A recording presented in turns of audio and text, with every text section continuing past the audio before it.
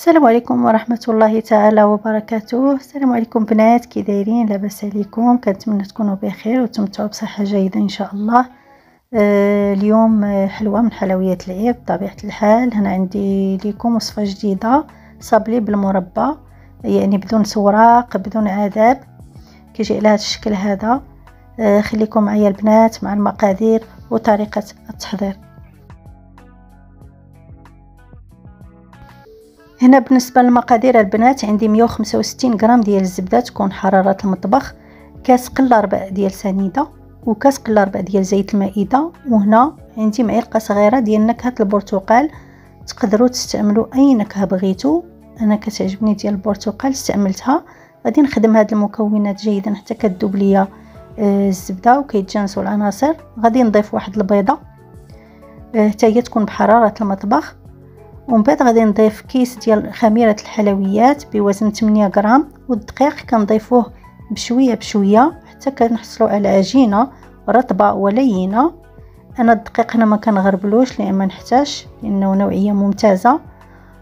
وكما قلت لكم هنايا الدقيق كنضيفوه بشويه بشويه حتى كتجمع لينا العجينه. هنا كتبقى على حسب الدقيق النوعيه ديالو كيفاش دايره، واش كيشرب دغيا ما كيشربش دغيا، يعني على حسب، لان دائما كنقول لكم استعملوا نوعيه ممتازه من الاحسن. صافي هنايا كنبقى نضيف الدقيق ديالي البنات حتى كنحصل على عجينه متماسكه، ما تكونش قاصحه وما تكونش جاريه، يعني عجينه صابلي ما تكونش ني رخوه بزاف وما تكونش قاصحه باش يسهل علينا التشكيله ديالها.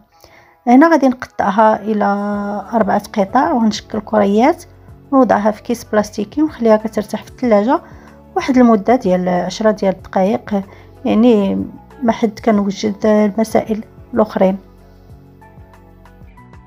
صافي البنات هنا كناخذ واحد الصينيه ديال الفران كنفرش ليها ورق الزبده او البابي كويسون. هنا كناخذ اي مرشم بغيتو بهذه النوعيه هذا، يا اما مثلث ولا مربع ولا مدور، يعني نتوما الشكل اللي بغيتو.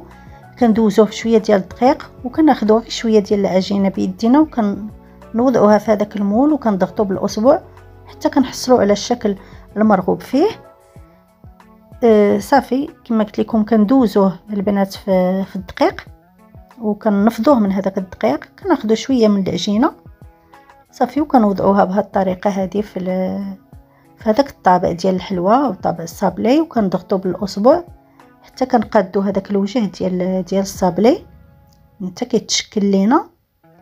صافي كندفع بهذه الطريقه هذه وكنخرج الصابلي ديالي وكنوضعه في الصينيه ديال الفران، وكنستمر بنفس العمليه البنات حتى كنكمل الكميه كامله اللي عندي. كما قلت لكم هنا بالنسبه للمرشم او الطابق ديال الصابلي كتستعملوا الشكل اللي بغيتو، يعني كاين بزاف ديال الانواع، نتوما استعملوا النوع اللي بغيتو. تقدروا تستعملوا بزاف ديال الانواع في مره واحده، يعني نتوما الاختيار ديالكم.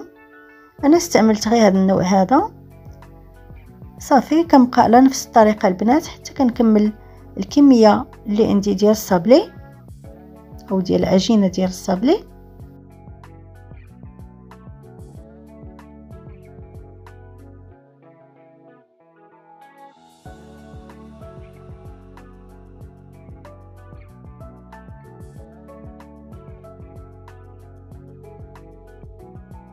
صافي البنات هنا من بعد ما كملت غادي نحط الصينيه ديالي في الثلاجه واحد المده ديال نص ساعه، يعني حتى كيشد لينا داك الصابلي راسو عاد باش ندوزو نطيبوه. صافي هنا دازت 30 دقيقه. دابا كنكون سخنت الفران على درجه حراره 180. دخل الصابلي ديالي حتى كياخذ لنا اللون الذهبي ونتلاقاو في التزيين ديالو.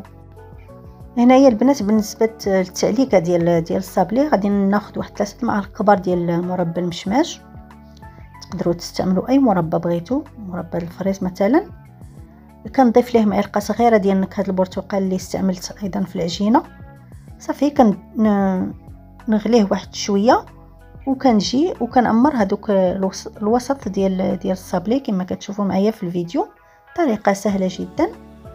صافي وهنا كناخذ شوكولا سوداء كندوبها في حمام مريم.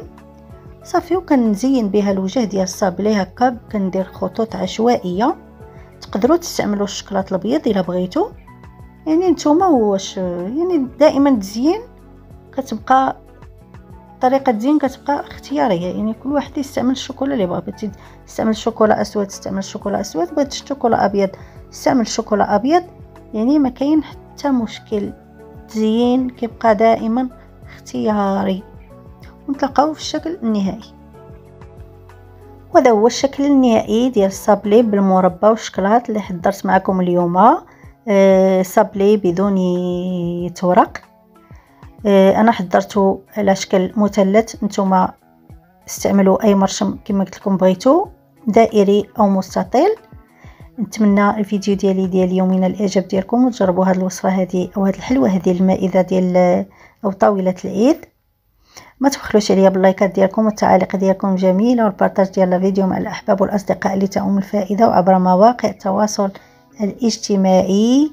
صابلي بدون توريق. مع السلامه والى فيديو قادم ان شاء الله.